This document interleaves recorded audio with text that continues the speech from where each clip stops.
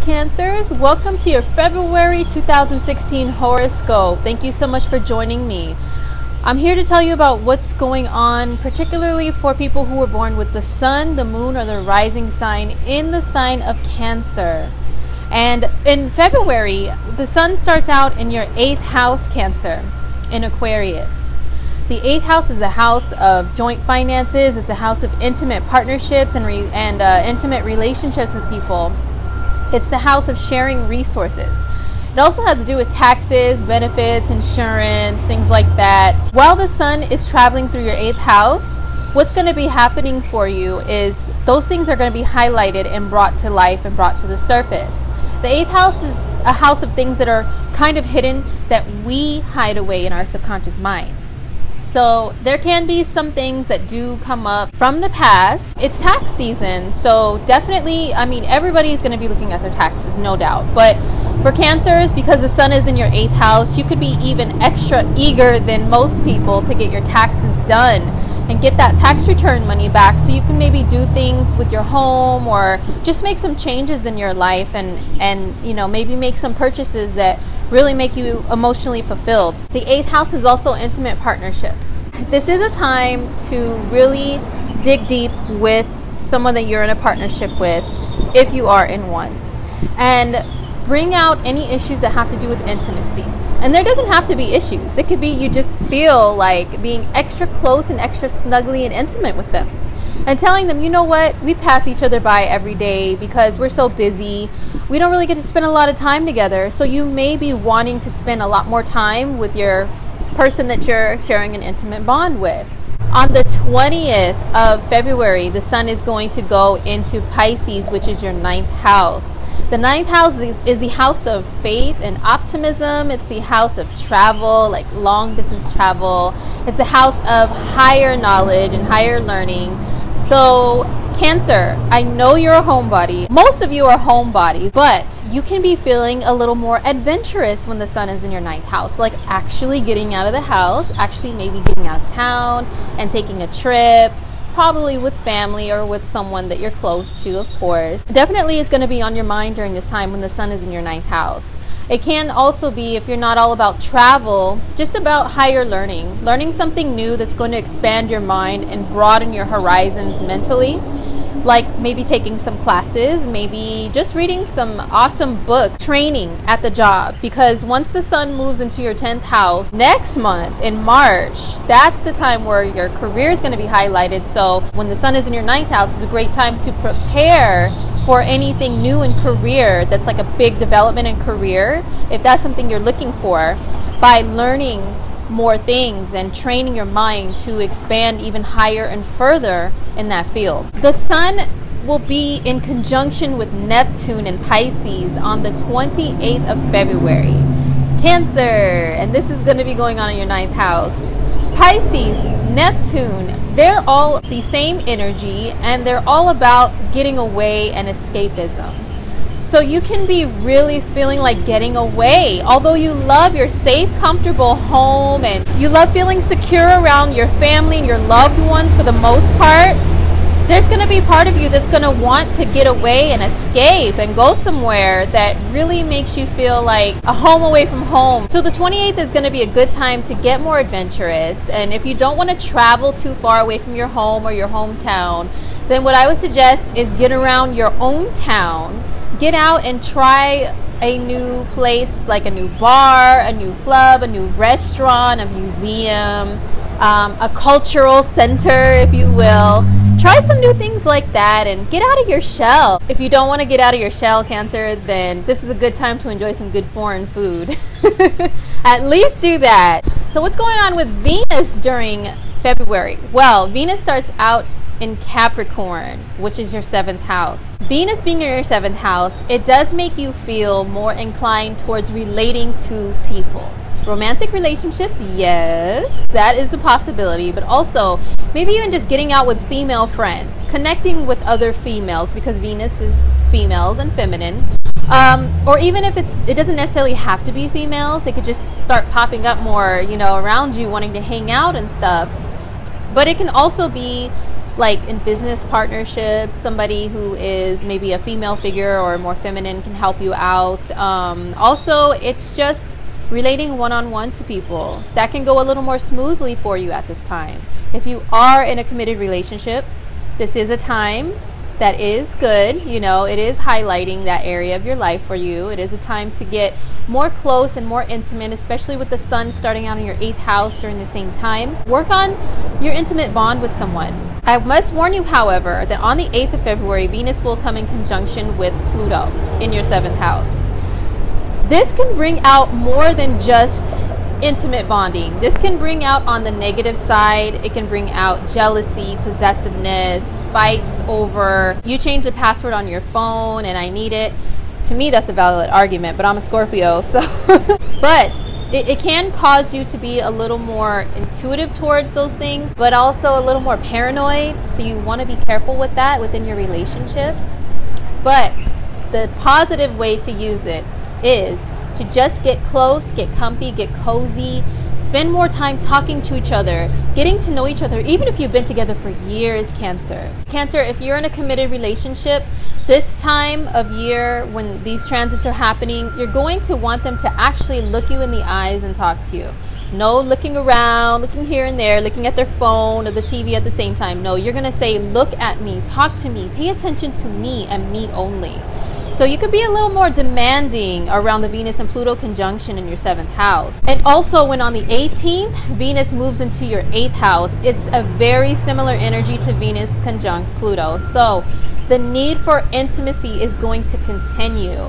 It's not that you never need intimacy, it's just it's going to be more highlighted during this time. You're going to feel more inclined towards it. Oh my gosh, the strawberry boba is bomb diggity. Sorry about that. One thing I would try to avoid with Venus and the sun being in your 8th house is codependency. Cancer is a water sign. The 8th house is a water energy. It's similar to the energy of Scorpio.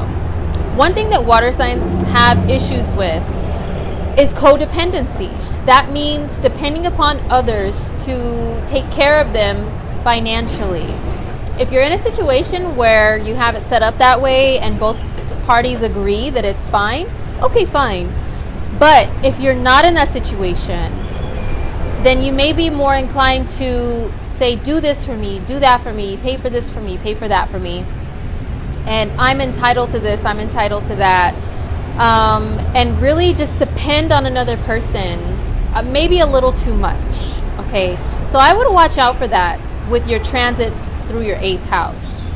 But also with the codependency thing, it does go both ways, because water sign energy is very caring and compassionate. We can easily be taken advantage of by other people.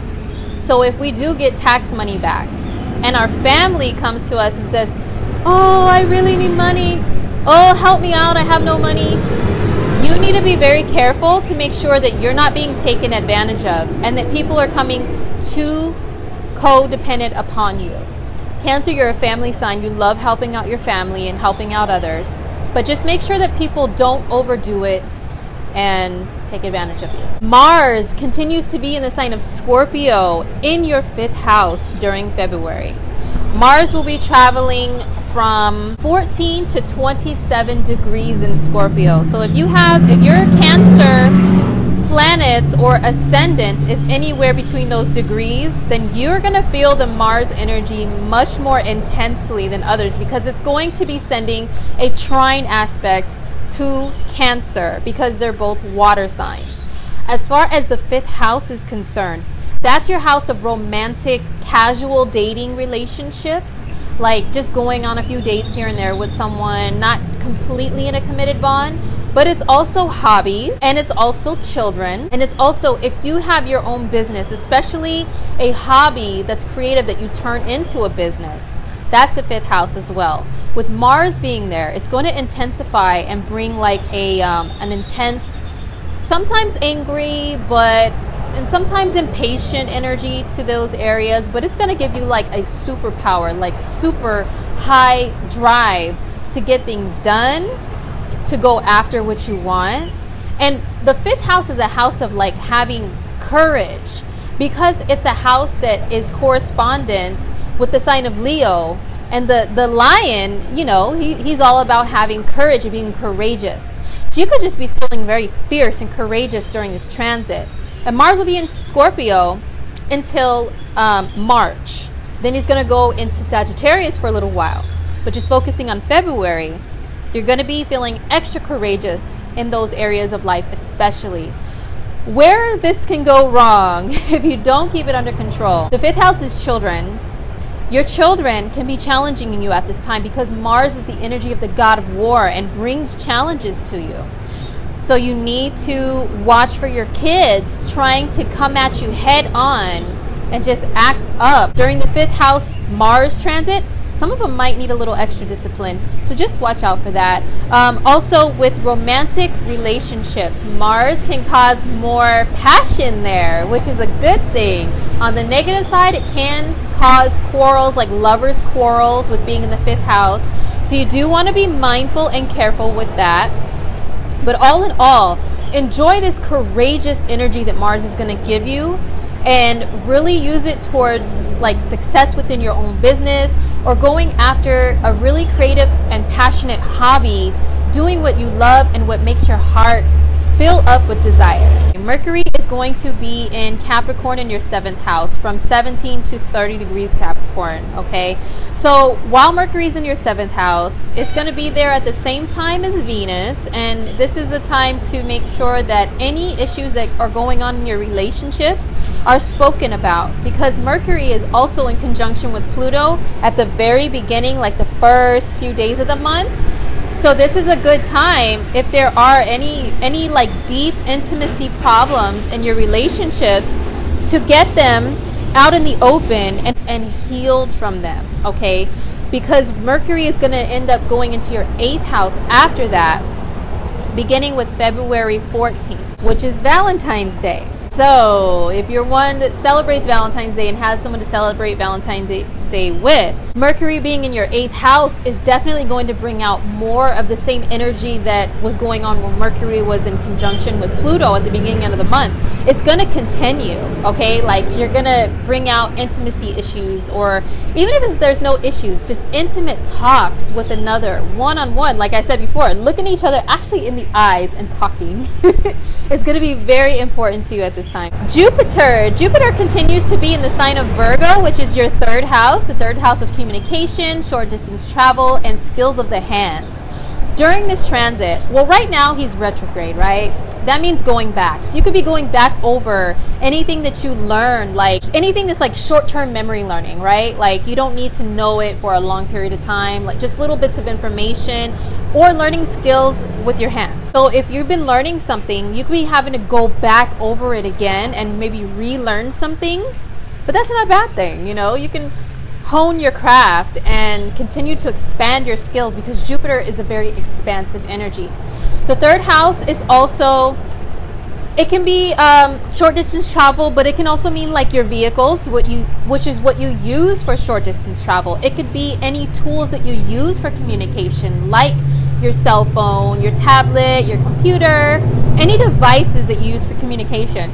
So with Jupiter being there and being expansive, you could be going over those things and saying, you know what, I want bigger, better, and newer with any of those items. I'd say, since this is tax season, and if you get a good tax return, I'd say go for it, Cancer. What's going on with the moons in February? Well, the moons are especially important to Cancer because the moon is your ruling luminary or planet in astrology. So whatever goes on with the moons, you feel like so many times more than other people. The new moon is going to be on February the 8th in Aquarius in your 8th house.